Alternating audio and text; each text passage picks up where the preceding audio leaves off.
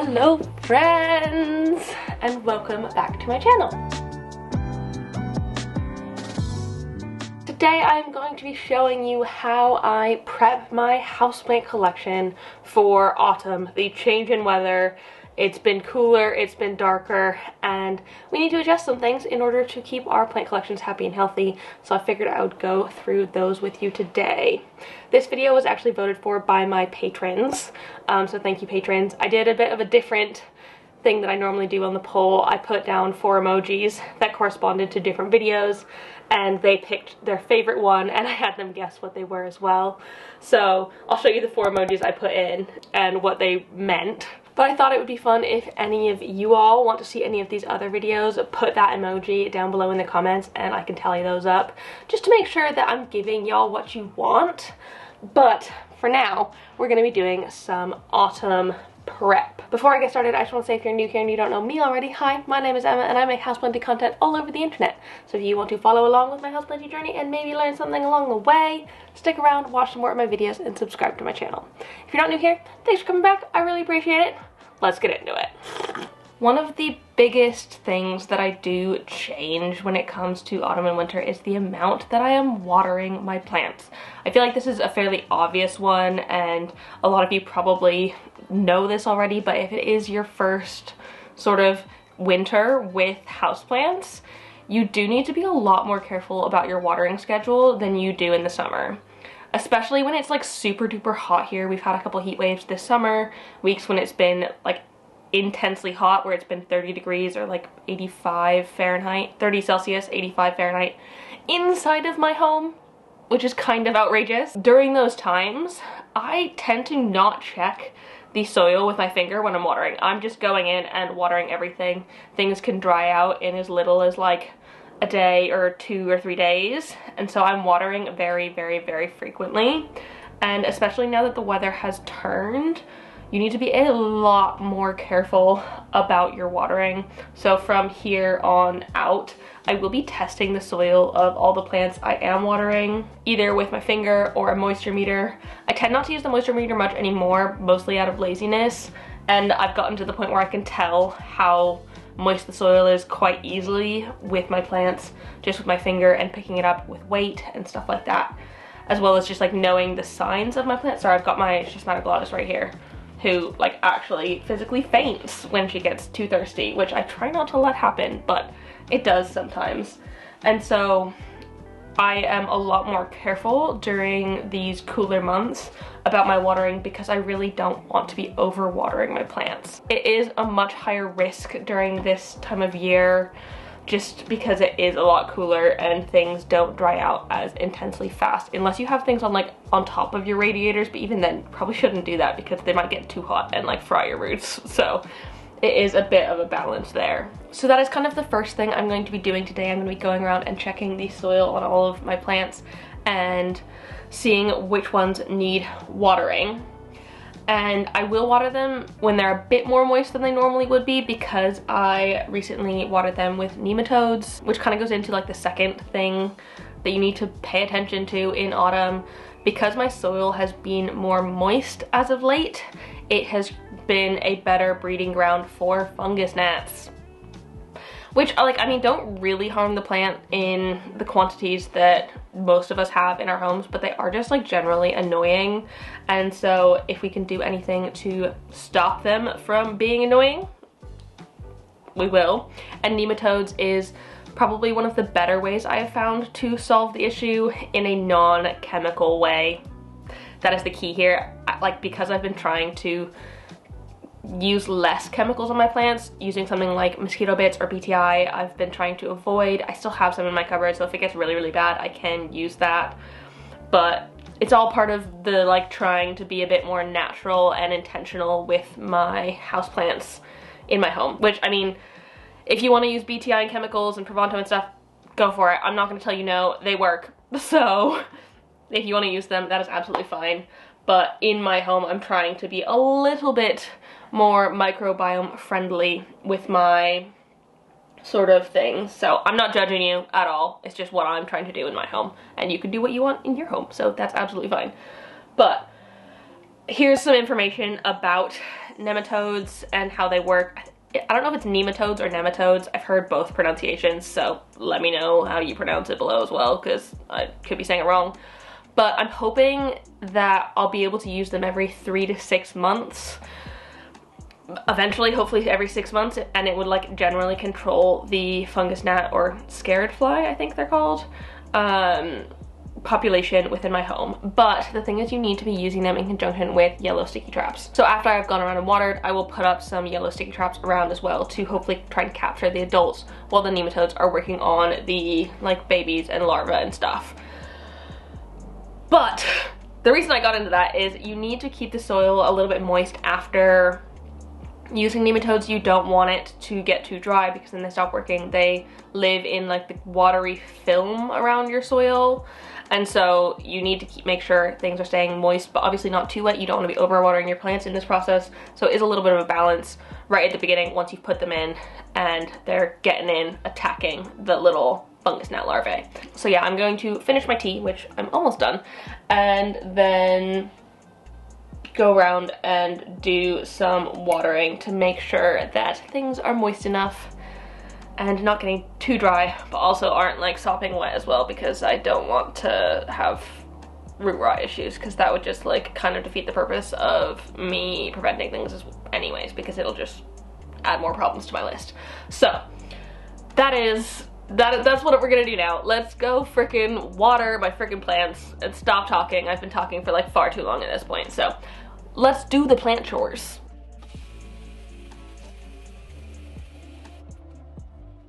I do also want to note that I am continuing to fertilize. You can see I'm putting some liquid gold leaf into my water here, the same as I would throughout the rest of the year. I continue to fertilize with every water throughout the autumn and winter, and I do that because I live in an artificial environment. Our homes are not the outside, and because I use things like grow lights and it's warmer in my home than it is outside, your plants don't need to go into dormancy. It's okay if you don't use those things, and if you let your plants go into dormancy, yes, you probably do want to stop fertilizing, but my plants tend to continue growing throughout the winter, and if they do genuinely stop growing, I will stop fertilizing those specific plants because they don't need it then. But if your plants are continuing to grow, just keep going. And so I'm using liquid gold leaf fertilizer here, and that is especially important as well because it is microbiome friendly, which I think is one of the only fertilizers that is microbiome friendly. So the nematodes that I just put in my plant aren't gonna be like annoyed with the fertilizer in there. It's not going to harm them. It's not going to kill them off like some other fertilizers would. So that is something very, very important to note. Not all fertilizers are microbiome friendly. Most of them aren't. And so you do need to be very careful with that. If you are continuing to fertilize, don't do so right away after nematodes, unless you're using something like liquid gold leaf. Unfortunately, I have also noticed there have been some pesties in this sort of zone, and so I need to wash these ones as well because I just really hate when these plants have pests. They're like kind of in a spot that's difficult for me to get to a lot of the time. Normally we have laundry hanging up, like drying where I'm standing, and so they're not those easily accessible, and so it kind of sucks to have pests on these ones because it's hard to get to them a lot of the time. So now that we don't have laundry up right now, I'm going to wash these off and we can talk about pests a little bit and what I'm doing to mitigate those in the autumn winter season. Now that it's getting cooler, it is a good time to be bringing your plants that you have brought outside for the summer back inside. Once the temperatures drop below like 10 degrees Celsius or 50 Fahrenheit in the evenings, you don't want your plants to be staying outside because you could suffer damage on them. So do bring them in, but when you bring them in, you want to thoroughly be checking them for pests. I obviously don't have outdoor space, so I don't have to do that, but I do know I have pests in my home, so I'll be treating them similarly to how I would if I found them on plants that I brought in. But basically, I'm just wiping the leaves down with an isopropyl alcohol solution. I think it's 1 part alcohol to 3 or 4 parts water, and this works really well to get rid of any pests that could be lingering on your plants. And then once I have wiped them down thoroughly, I'm going to let them dry and then put them back in their spots. I do highly recommend, if you're bringing plants in from the outside, to quarantine them for 2 weeks just in case. And if you've got pests in general, try and quarantine your plants. But if that is not possible, that's okay, just monitor them very heavily. I'm just gonna leave these here to dry as I normally do with pest treatment, and then put them back where they belong, and we will put some predatory mite sachets on them because I got new predatory mite sachets today, so those will go on great. Also, I know I did say I'm trying to be more chemical free, yet I immediately then put isopropyl alcohol on my plants with pests. And like, I am still a little bit conflicted in my mind about that. I'm sure I could have just used horticultural soap in that instance and hoped that the pest would go away, but with spider mites I have found that isopropyl alcohol is the best thing to get rid of them. And from my understanding, correct me if I'm wrong, please do, I can use isopropyl alcohol on my plants, like wipe the leaves down with it. If I haven't put predatory mites on them already, I can wipe the leaves down with the isopropyl alcohol, and then once they've dried, I can then go in, put predatory mites on it, because the isopropyl alcohol will have evaporated off and like done its job killing instantly the ones that are there. And then if I put predatory mites on them then, on the plants then, the predatory mites won't be affected by the isopropyl alcohol, and then we'll just go in and kill all of the newly hatching larvae. And I feel like I'm okay doing things that way right this current second, because I know that it is time for me to put new predatory mites on my plants, because I literally got new sachets today, and so they are ready for more. So any of the ones that are on the plants already are probably dead or dying anyways. So like, I don't feel like I'm wasting my money by buying predatory mites, immediately killing them, because I'm gonna put new ones on once these plants are dry. I hope my logic makes sense. In my head, it sounds all correct, but like I said, please correct me if I am wrong in this case. Let me know down below, but I'm pretty sure I am right, and that should work. Logically, my head says it should work, so that is what I'm doing, and it has worked previously. I will not repeat the isopropyl alcohol process once I have put the predatory mites on there for at least 4 weeks, in hopes that the predatory mites are doing their thing, unless I notice that it is coming back like with force. They're not, like, the pests haven't been completely exterminated as intensely as I would have wanted them to. Does that make sense? Hopefully it makes sense.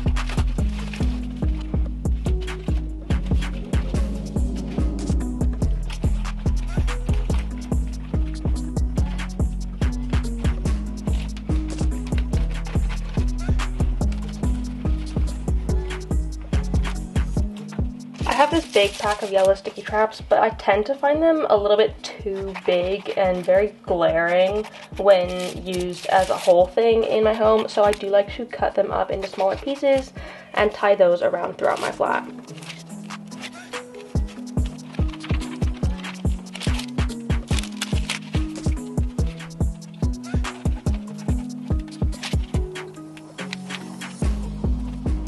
I just found this damaged leaf on my Monstera Standaleyana, and I have never ever seen damage like this before. I've inspected it and it doesn't have any of like the normal thrips or spider mites or anything, but it does look like pest damage rather than something else. I'm just so not familiar with what this could be. It literally doesn't look like anything I've experienced previously. Do any of you know what the heck is going on? Have you seen this before? Do you recognize it as something? Because I'm kind of flabbergasted with this. I just don't know what it could possibly be. All tips or thoughts appreciated. It doesn't look like anything. And like, all of the old growth is fine. Some of the top new growth is also looking a little bit funky, but nothing as bad as this leaf. Like, is it scale? Some really weird scale if it is scale. I really do not know. Huh. I don't know. Help! Another really important thing to be thinking about going into the autumn and winter season is light. The days are getting shorter, there are fewer hours of daylight, and the weather tends to be a little bit worse. And so the amount of light that our plants are going to be getting is going to be a whole lot less. And so there are a few things that we can do to help that out. One of them is moving plants closer to windows. Just like, that's the easiest thing you could possibly do.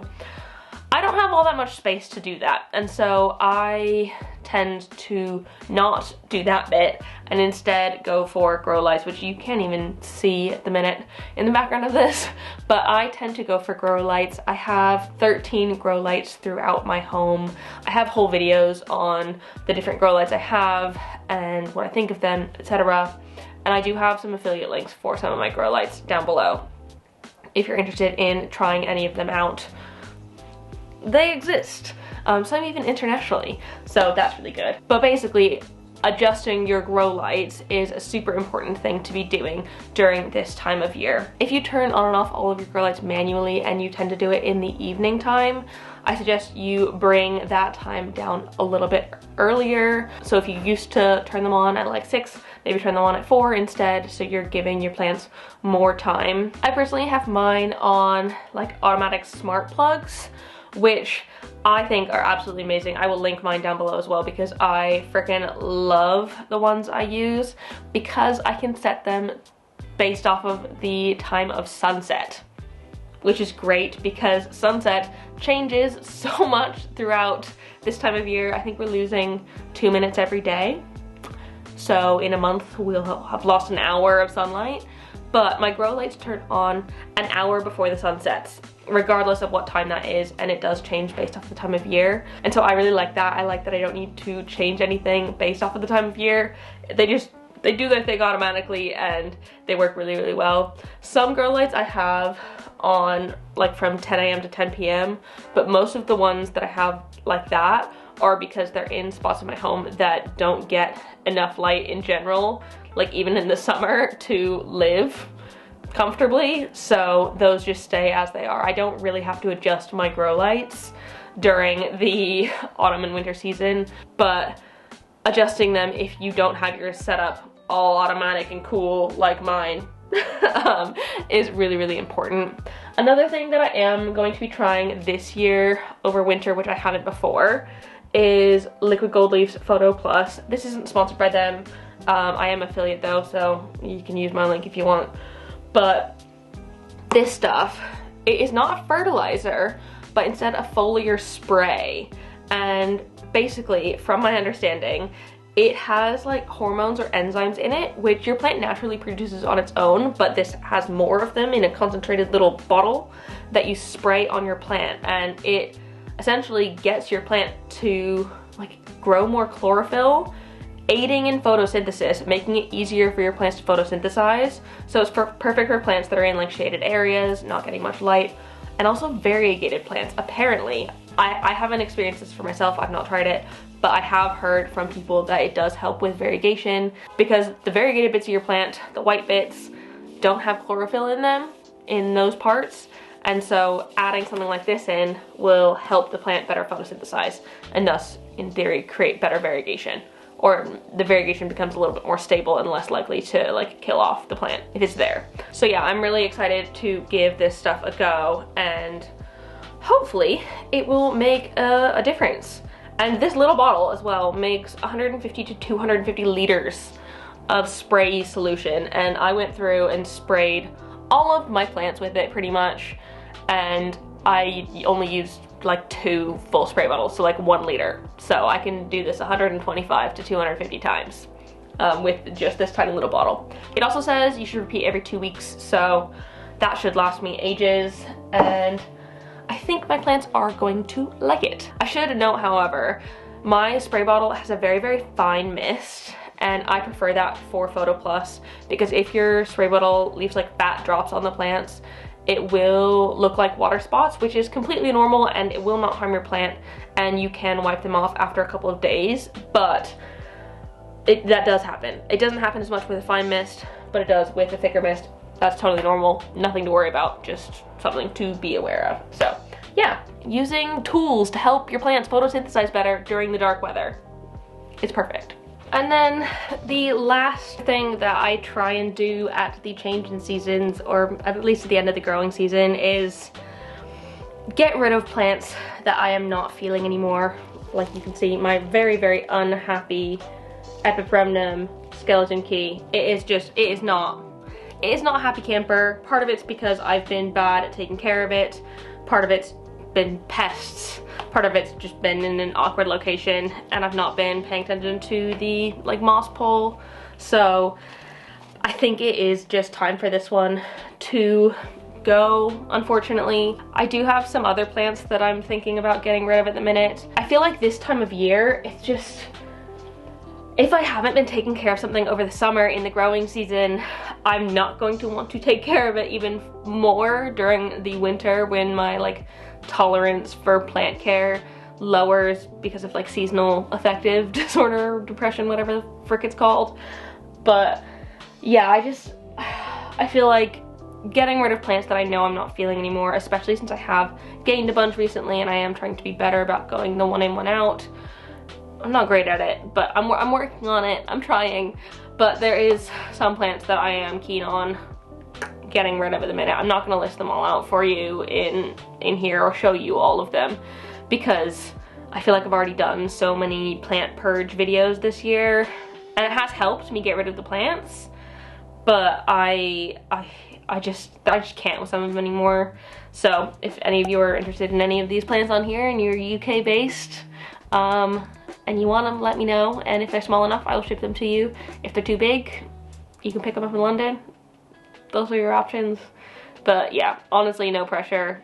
It's just, yeah, also send me a message if you want pictures and prices and stuff, because they'll probably be going for the cheap. I am not in this to make money. I just feel like I just need them out of my house at this point, and I really want to just like put them outside on the curb, but I know that they might not necessarily go to the best homes if that's the case, or they might just die. So I can't just do that, but that's the amount of effort that I fancy putting into this right now. But yeah, just having an evaluation of your plants is a good thing to do at the sort of turn of the season. I mean, anytime really, but I tend to do it at the turn of the season when I am going through things and like checking them again for pests and stuff like that. But yeah, those are the main things that I am doing to get ready for autumn and winter.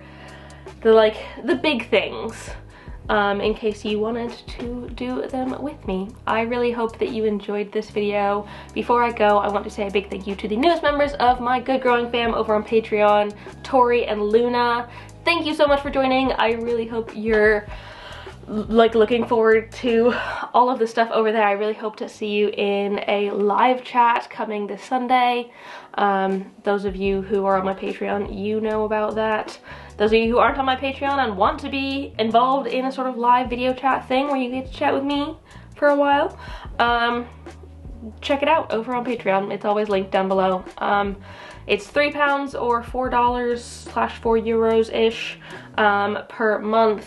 You can think about it as buying me a cup of coffee or running one of my grow lights, which I'm gonna need to be running a lot more in the winter, but running one of my grow lights for a month, it just really helps me out. Of course, no pressure, because I totally get that we are in a financial crisis and it's not the easiest thing for people to do. So I do really appreciate it if you can, but if not, I totally understand. And it doesn't affect my content here other than you get to vote on stuff, which is fun, but yeah.